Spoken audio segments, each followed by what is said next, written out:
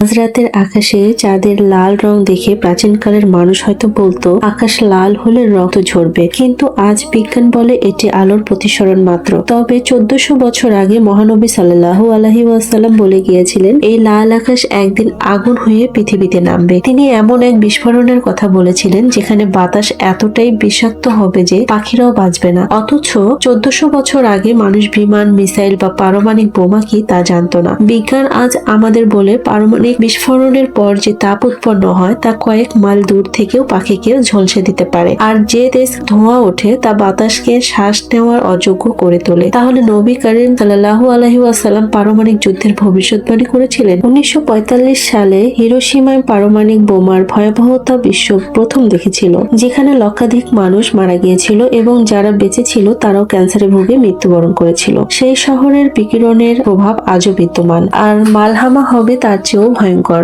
যখন এক বেদুইন রাসূলের পাক সাল্লাল্লাহু আলাইহি ওয়াসাল্লামকে কিয়ামত সম্পর্কে জিজ্ঞাসা করেছিলেন, উত্তরে তিনি বলেছিলেন, তুমি কিয়ামতের জন্য কি প্রস্তুতি নিয়েছো? মহানবী সাল্লাল্লাহু আলাইহি ওয়াসাল্লামের এই বাণী আজ আমাদের সাবধান করছে যে এমন সময় আসন্ন যখন পৃথিবী তার সবচেয়ে ভয়ঙ্কর যুদ্ধ দেখবে। আজকের এই আলোচনায় আমরা কুরআন, সহিহ হাদিস এবং বর্তমান বিশ্ব পরিস্থিতিকে এক সুতোয় গেঁথে একটি রহস্য উন্মোচন করার চেষ্টা করব। ইরান, আমেরিকা, ইসরায়েলের এই ত্রিমুখী সংঘাত কি মহানবী সাল্লাল্লাহু আলাইহি ওয়াসাল্লামের ভবিষ্যৎবাণী করা সেই মালহামায় রূপ নিচ্ছে? আল্লাহ তাআলা ইরশাদ করেছেন, জলে ও স্থলে মানুষের কৃতকর্মের ফলে বিপর্যয় প্রকাশ পেয়েছে। আমাদের গুনাহের কারণেই আজ পৃথিবী ধ্বংসের মুখে। দিমিত্রি মেদভেদ সতর্ক করে দিয়েছেন, ট্রাম্প যদি এই পাগলামি চালিয়ে যান তাহলে নিঃসন্দেহে তৃতীয় বিশ্বযুদ্ধ শুরু হবে। ব্রিটেন, ফ্রান্স, কানাডা ও আমেরিকায় অধিকাংশ জনগণই মনে করছেন আগামী 5 বছরের মধ্যে তৃতীয় বিশ্বযুদ্ধ শুরু হবে। তাহলে প্রশ্ন হলো, আমরা কি কেবল একটি আঞ্চলিক সংঘাত দেখছি, নাকি এর চেয়েও বড় কিছু? নাকি আমরা মানব সভ্যতার সবচেয়ে ভয়ঙ্কর যুদ্ধের দিকে এগিয়ে যাচ্ছি, যার কথা মহানবী সাল্লাল্লাহু আলাইহি ওয়াসাল্লাম নিজে বলেছিলেন?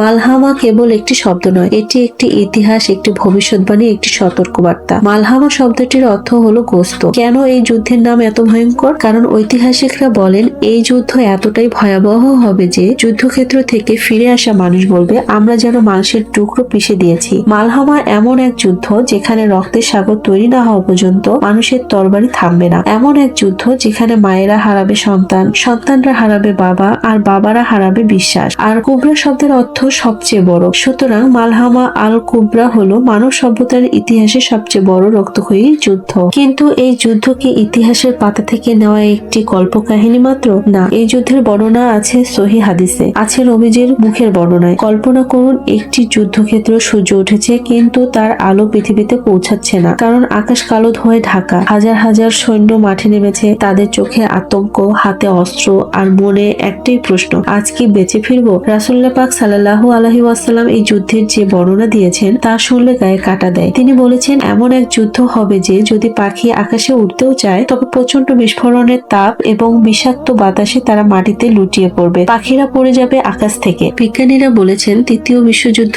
এলে তা পারমাণবিক হবে। হাদিস বলেছে, ইমাম হুসাইন রাদিয়াল্লাহু তাআলা আনহু এবং তার 72 জন সঙ্গী ইয়াজিদ বাহিনীর মুখোমুখি হয়েছিলেন। দুই পক্ষই মুসলিম ছিল, দুই পক্ষই কালেমা পড়ত, দুই পক্ষই মসজিদে নামাজ পড়ত, কিন্তু এক পক্ষ অন্য পক্ষকে হত্যা করছিল। কারবালা প্রমাণ করেছিল মুসলিম নামধারী দলও অন্য মুসলিমদের হত্যা করতে পারে, ইসলামের নামে জুলুম করতে পারে। আজ বিশ্বে কি তাই হচ্ছে না? ইরাক ইরান যুদ্ধে উভয় পক্ষেই মুসলিম সৈন্য মারা গেছে। সিরিয়ায় মুসলিমরা মুসলিমদের হত্যা করছে, ইয়েমেনে মুসলিম শিশুরা বোমায় মারা যাচ্ছে। তাই মালহামার ময়দানে মুসলিমরা রোমের সাথে মিলে অন্য মুসলিমদের বিরুদ্ধে যুদ্ধ করবে। এটা কি খুব অসম্ভব ব্যাপার? যদি বর্তমান বিশ্বে দেখি মুসলিম দেশগুলো বিভক্ত, কিছু আছে আমেরিকার পক্ষে, কিছু আছে রাশিয়া এবং ইরানের পক্ষে। সৌদি আরব, সংযুক্ত আরব আমিরাত, জর্ডান, মিশর এরা আমেরিকার বন্ধু, অন্যদিকে ইরান এবং সিরিয়ার রাশিয়ার মিত্র। এখন যদি আমেরিকা ও ইরানের মধ্যে পূর্ণমাত্রা যুদ্ধ শুরু হয় তাহলে মুসলিম দেশগুলো কোথায় দাঁড়াবে? সৌদি আরব কি ইরানের বিরুদ্ধে আমেরিকার পক্ষ নেবে, নাকি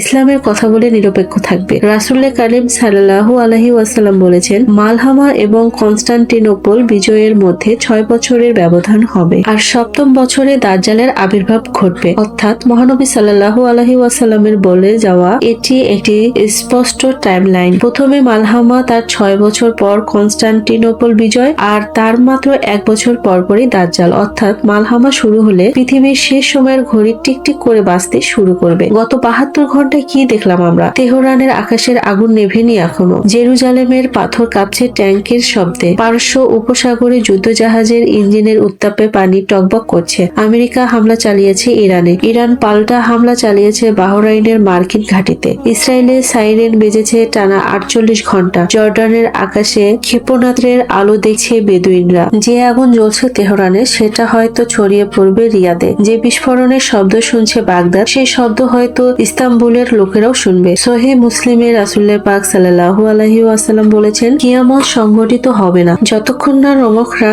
আমাক বা দাবিকে স্থানে অবতরণ করে। ততক্ষণ মদিনা থেকে একদল সৈন্য বের হবে, যারা হবে পৃথিবীর শ্রেষ্ঠ মানুষ। তারা রোমকদের মোকাবেলা করবে। তখন রোমকরা বলবে, আমাদের ও যুদ্ধবন্দীদের মধ্যে বাধা সৃষ্টি করো, আমরা তাদের সাথে যুদ্ধ করব। তখন মুসলিমরা বলবে, না, আল্লাহর কসম, আমরা কখনো আমাদের ভাইদের তোমাদের হাতে তুলে দেব না। তখন যুদ্ধ শুরু হবে। 1/3 পালিয়ে যাবে, আল্লাহ তাআলা তাদের তওবা কবুল করবেন না। 1/3 শহীদ হবে, তারাই আল্লাহর কাছে শ্রেষ্ঠ শহীদ। আর 1/3 বিজয়ী হবে, তারা কখনো ফিতনায় পড়বে না, তারাই কনস্টান্টিনোপল বিজয় করবে। হাদিসে বারবার রোম শব্দটি এসেছে। প্রশ্ন হলো, এই রোম কারা? আজকের পৃথিবীতে রোম বলতে আমরা কাদের বোঝাবো? রোম বলতে বোঝানো হয়েছে খ্রিস্টান পশ্চিমা জোটকে, যে শক্তি আজ বিশ্বে আধিপত্য বিস্তার করে আছে। কিন্তু শুধু আমেরিকা আর ইউরোপ নয়, আরো একটি শক্তি আছে যে নিজেকে তৃতীয় রোম বলে দাবি করে। সেই তৃতীয় রোম শক্তির নাম হলো রাশিয়া, যার সাম্রাজ্যের সময় থেকে রুশরা নিজেদেরকে রোমান সাম্রাজ্যের উত্তরসূরি মনে করে। মস্কোকে তারা বলে থার্ড রোম। তাহলে হাদিসে বর্ণিত রোম বলতে আমেরিকার নেতৃত্বাধীন পশ্চিমা জোটকে বোঝায়, নাকি রাশিয়ার নেতৃত্বাধীন অর্থোডক্স জোটকে বোঝায়? এর উত্তর হলো দুটোই হতে পারে, কারণ শেষ যুদ্ধে বিশ্ব দুটি দলে বিভক্ত হবে আর মুসলিমরা থাকবে মাঝখানে। হাদিসে আরো একটি গুরুত্বপূর্ণ তথ্য আছে। রাসূলুল্লাহ পাক সাল্লাল্লাহু আলাইহি ওয়াসাল্লাম বলেছেন, রোমকদের সাথে মুসলিমদের প্রথমে একটি সন্ধি হবে, তারপর তারা একত্রে একটি সাধারণ শত্রুর বিরুদ্ধে যুদ্ধ করবে। সেই সাধারণ শত্রুকে, সেটাই মালহামার মূল রহস্য। ইরান বর্তমানে রাশিয়ার মিত্র। রাশিয়া যদি তৃতীয় রোম হয়, তাহলে ইরান রোমের পক্ষে যুদ্ধ করছে, আর আমেরিকা ও ইসরায়েল হলো অপর রোম। বিষয়টি জটিল, তবে একটি বিষয় পরিষ্কার যে এই যুদ্ধ থেমে থাকবে না। এর পিছনে কয়েকটি কারণ রয়েছে। এক, রাশিয়া ইরানের মিত্র।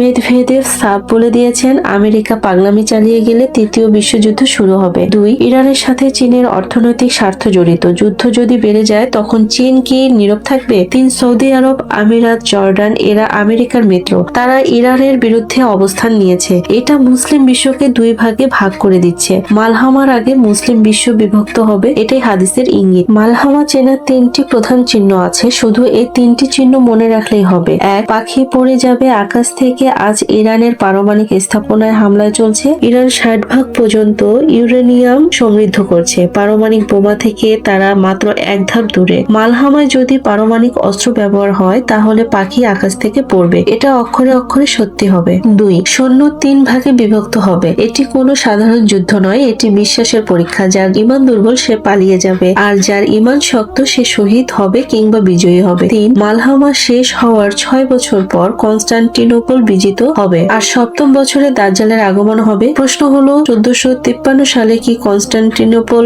বিজিত হয়নি? উত্তর হলো না। এর পিছনে রয়েছে 3টি কারণ। 1, সময়ের অমিল। মালহামা যুদ্ধ না হলে কনস্টান্টিনোপল বিজয় হবে না। 2, চিরস্থায়িত্ব। নবীজির ভবিষ্যৎবাণীকৃত বিজয়ের পর শিরক আর ফিরবে না। কিন্তু তুরস্ক আজ ধর্মনিরপেক্ষ নাট্যের সদস্য। 3, নেতার গুণ। হাদিসের নেতা হবেন সেরা নেতা, তিনি ইমাম মাহদী। মোহাম্মদ আল ফাতিহ ছিলেন মহান, কিন্তু তিনি ইমাম মাহদী নন। তাই প্রকৃত কনস্টান্টিনোপল বিজয় এখনো বাকি। এখন সবচেয়ে গুরুত্বপূর্ণ প্রশ্ন হলো, ইরান, আমেরিকা, ইসরায়েলের এই ত্রিমুখী সংঘাত কি মালহামায় রূপ নেবে? এখন পর্যন্ত যা বোঝা যাচ্ছে, ইরান আমেরিকা যুদ্ধ তৃতীয় বিশ্বযুদ্ধে রূপ নিতে পারে। রাশিয়া চীন জড়িয়ে পড়তে পারে। 2, এই যুদ্ধ মুসলিম বিশ্বকে আরো বিভক্ত করবে। 3, এই বিভক্তির মধ্যে থেকে ইমাম মাহদীর আবির্ভাব হবে, যিনি মুসলিমদের একতাবদ্ধ করবেন। 4, তারপর শুরু হবে প্রকৃত মালহামা, মুসলিম বনাম রোম, অর্থাৎ বর্তমান সংঘাত মালহামার প্রস্তুতি পর্ব মাত্র। মালহামার আগে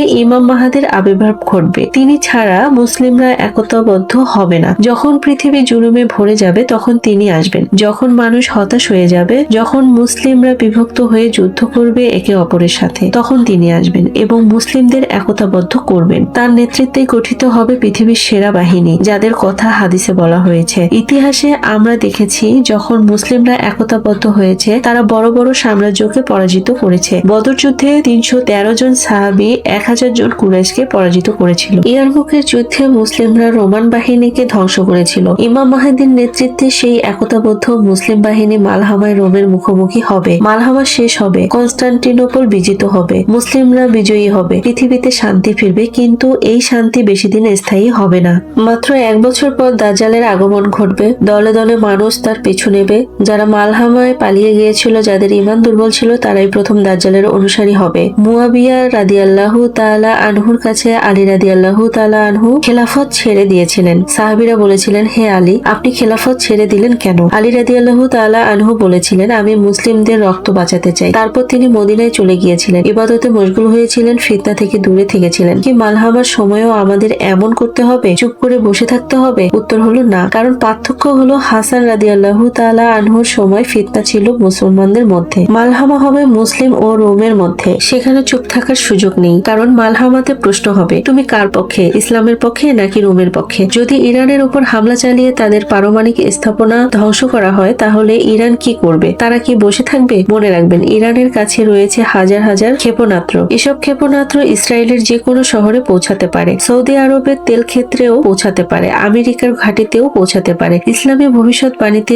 ইরান তথা পারস্য সাম্রাজ্যের ভূমিকা কি? বেশ কিছু হাদিসে পারস্য ও রোমের মধ্যে সংঘাতের কথা এসেছে, কিন্তু মালহামার ক্ষেত্রে কিছু ইসলামী বিশেষজ্ঞ মনে করেন মালহামা যুদ্ধের মূল চাবিকাঠি হতে পারে ইরান, হতে পারে আমেরিকা ও ইসরায়েলের সাথে ইরানের এই যুদ্ধ মালহামার প্রস্তুতির পর্ব, এবং এই যুদ্ধের ফলাফলের উপর নির্ভর করে মালহামা চূড়ান্ত রূপ এগিয়ে যাবে। হাদিসে আছে, রোম যখন দাবিকে অবস্থান নেবে, তখন মদিনা থেকে একদল সৈন্য বের হবে, যাদেরকে বলা হবে তখনকার পৃথিবীর শ্রেষ্ঠ মানুষ। তারা যুদ্ধ করবে। এই বাহিনী আসবে সৌদি আরব থেকে। কিন্তু সৌদি আরবের বর্তমান অবস্থান তো সবাই জানেন। সৌদি আরব আমেরিকার ঘনিষ্ঠ দেশ, তাই ধারণা করা হয় মালহামার আগে আরবে একটি বিশাল পরিবর্তন আসবে, খেলাফত পুনঃপ্রতিষ্ঠিত হবে। অনুরূপ ভাবে ইরানেও যদি একটি ব্যাপক পরিবর্তন আসে এবং একটি সুন্নি শিয়া ঐক্যর সমন্বয়ে সরকার গঠিত হয়, তাহলে সেই নতুন ইরানও মদিনার বাহিনীর সাথে যুক্ত হতে পারে, আর তাদের শত্রু হবে আমেরিকার নেতৃত্বাধীন পশ্চিমা জোট অর্থাৎ রোম। আপনারা এই ভিডিওটি দেখলেন,